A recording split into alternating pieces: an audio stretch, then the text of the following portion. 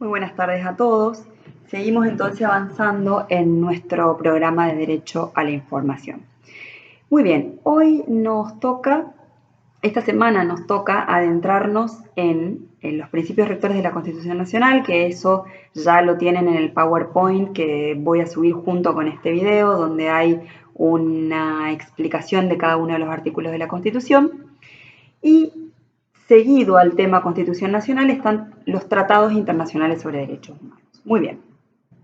Ustedes saben muy bien, porque ya lo hemos dicho en el PowerPoint, así que el que ya tenga la oportunidad de verlo o ya haya tenido la oportunidad de verlo ya lo sabe, que a través de la reforma de 1994 y más concretamente en virtud del inciso 22 del artículo 75, hubieron 11 tratados internacionales de materia de derechos humanos que fueron incorporados a nuestro ordenamiento jurídico con la misma jerarquía de la Constitución Nacional.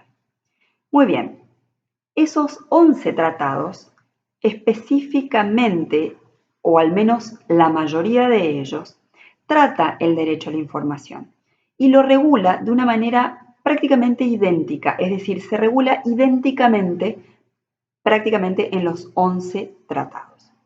Entonces, lo que vamos a hacer para que este video no se prolongue tanto es, elegimos un tratado, que es la Convención Americana sobre Derechos Humanos, y dentro de ese tratado un artículo específico, que es el artículo 13, que es el que regula con más minuciosidad el derecho a informar y a informarse, ¿sí? Entonces, nos adentramos al análisis del artículo 13 de la Convención Americana sobre Derechos Humanos. Este artículo tiene 5 incisos. En cada uno de estos 5 incisos hace un tratamiento específico de algo relacionado con el derecho a la información, que es medular para su desarrollo y que es medular para su protección. Muy bien, el primer inciso del artículo 13, necesito, esto se los digo antes de olvidarme, que consigan una constitución nacional, muchos de ustedes ya la tienen en soporte de papel, que contenga los tratados internacionales sobre derechos humanos, o de no ser así, yo de todas maneras les voy a poner aquí en la página, en el canalcito de YouTube y en todas las plataformas que estamos utilizando, una página de la Organización de Estados Americanos que contiene estos 11 tratados.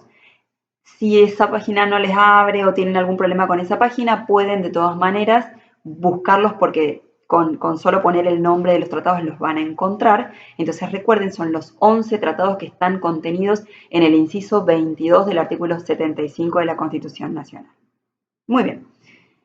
Vamos entonces a comenzar con el artículo 13 de la Convención Americana sobre Derechos Humanos o coloquialmente conocida como Pacto de San José de Costa Rica. Este artículo 13, en su primer inciso, lo que regula o lo que reconoce en realidad es el derecho a la libertad de pensamiento como derecho paraguas, digamos, ¿no? Como un derecho mayor, más amplio y contenedor de los próximos que describe, que son el derecho a la libertad de expresión y el derecho a buscar, recibir y difundir información por cualquier procedimiento que fuera idóneo y sin límites de frontera. Así es como el artículo 13 define al derecho a informar y a informarse. Muy bien, entonces, parte de un derecho mayor, que es el derecho a la libertad de pensamiento, lo ancla en el derecho a la libertad de expresión y finalmente baja este derecho a la libertad de buscar, recibir y difundir información sin límites de frontera y por cualquier procedimiento que resulte idóneo. Muy bien. ¿Qué nos dice el inciso 2? Establece el principio general de prohibición de censura. Muy bien, al igual que nuestro artículo 14 de la Constitución Nacional, por norma general la censura está completamente prohibida en nuestro derecho. Lo establece la Constitución en el artículo 14 y lo establece la Convención Americana sobre Derechos Humanos en el inciso 2 de su artículo 13. Muy bien, ¿qué nos dice el inciso 2? Primero, establece la prohibición de censura, no obstante lo cual aclara que toda publicación va a estar sujeta a responsabilidades ulteriores. ¿Qué quiere decir esto? Si yo quiero publicar, supongamos que esto es un libro y yo lo quiero publicar, nadie puede revisar ni evaluar mi libro antes de que sea publicado. Bueno, obviamente lo hará el editor para ver que no tenga errores, etcétera, etcétera, pero nadie puede censurarlo por el contenido, ¿sí? Nadie puede revisarlo, nadie puede examinarlo antes de su publicación. Ahora, si con el contenido de este libro yo ofendo o produzco algún tipo de violación a algún derecho de otra persona, y bueno, entonces una vez que se publique y que la persona, luego de leerlo, se sienta ofendida, podrá iniciarme las acciones que correspondan, porque yo voy a tener que responder ulteriormente. ¿Qué quiere decir responsabilidad ulterior? Responsabilidad posterior a la publicación. ¿Está? Entonces, no me lo pueden censurar, pero sí voy a tener la obligación de responder con posterioridad a la publicación si es que mi publicación ha afectado el derecho de alguna otra persona o de alguna otra institución. ¿Está? La responsabilidad obviamente puede ser civil, puede ser penal, puede ser administrativa, según el tipo de normativa que yo haya violentado con el contenido de mi libro, ¿sí? Pero nadie lo puede revisar ni lo puede examinar. Este libro se va a publicar y en todo caso, si a alguien ofendí, tendré que responder con posterioridad. Entonces, esto es lo que establece el inciso 2 del artículo 13 de la Convención. Como principio general está prohibida la censura, no obstante lo cual se responderá ulteriormente por las responsabilidades que hayamos generado con esas publicaciones.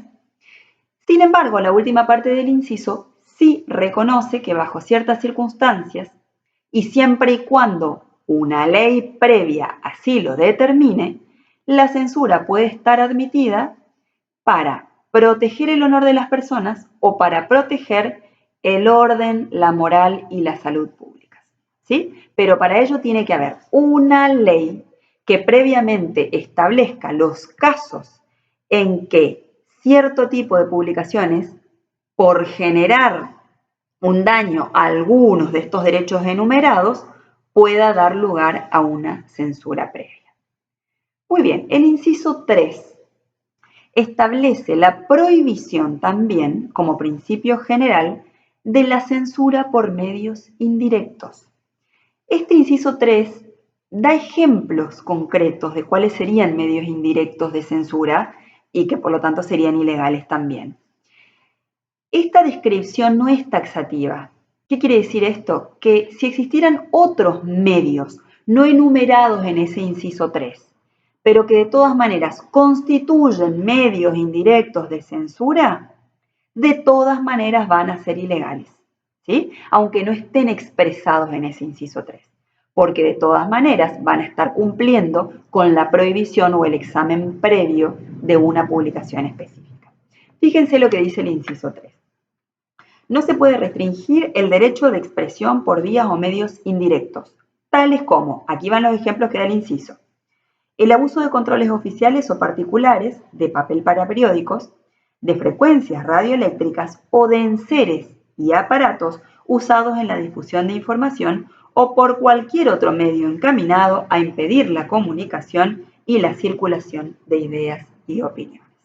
¿Está? Entonces, principio general, la censura, tanto directa, que sería directamente la revisión o el análisis o el testeo de la publicación antes de que salga. O los medios indirectos de censura, que puede ser el control del papel prensa, el control de las licencias de radio, el control de la distribución, etcétera, etcétera.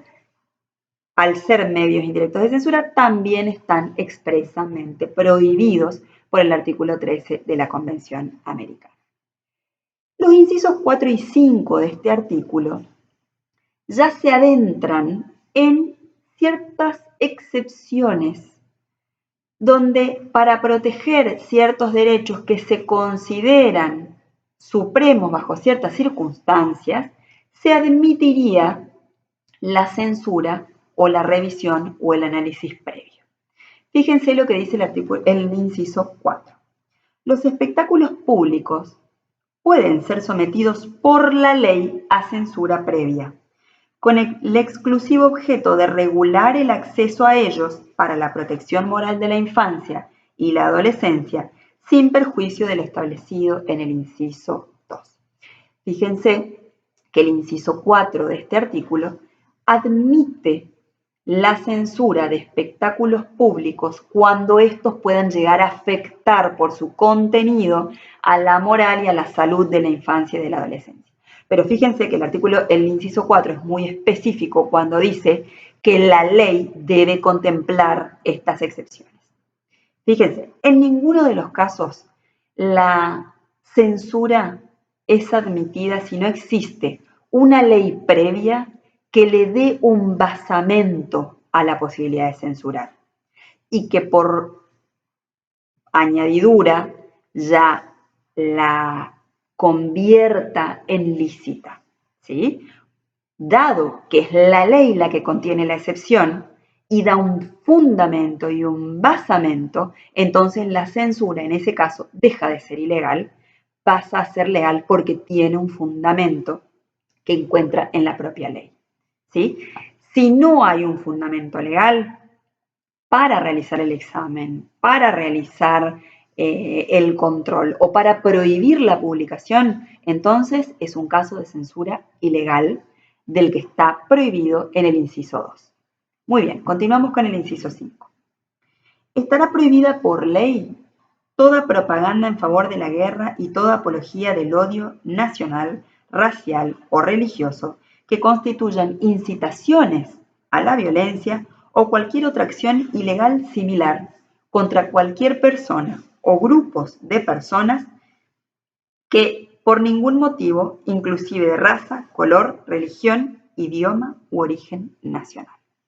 Entonces, segundo caso en que estaría admitida la censura, pero fíjense que también dice previa ley que lo establezca, es decir, tiene que haber una ley que establezca que en todos estos casos donde exista odio racial, nacional, religioso, discriminación a algún tipo de persona o a un grupo de personas por este tipo de cuestiones, o inclusive por el origen nacional, entonces en estos casos también se va a admitir la censura a este tipo de publicaciones, siempre y cuando previamente exista una ley que diga que este accionar es completamente ilícito e ilegal. Entonces, cualquier publicación que tenga un tipo de contenido de esta naturaleza va a poder ser censurada, porque de nuevo va a tener un basamento legal que dice que este tipo de publicaciones es ilegal porque realmente entra en esta categoría de odio racial, nacional, religioso, etc.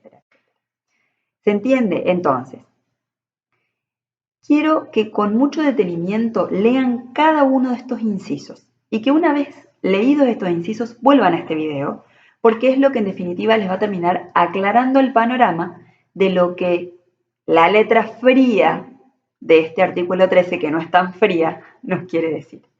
Bueno, espero que les haya servido, espero que se estén cuidando y les mando un saludo grande a todos. Que estén bien. Buenas tardes.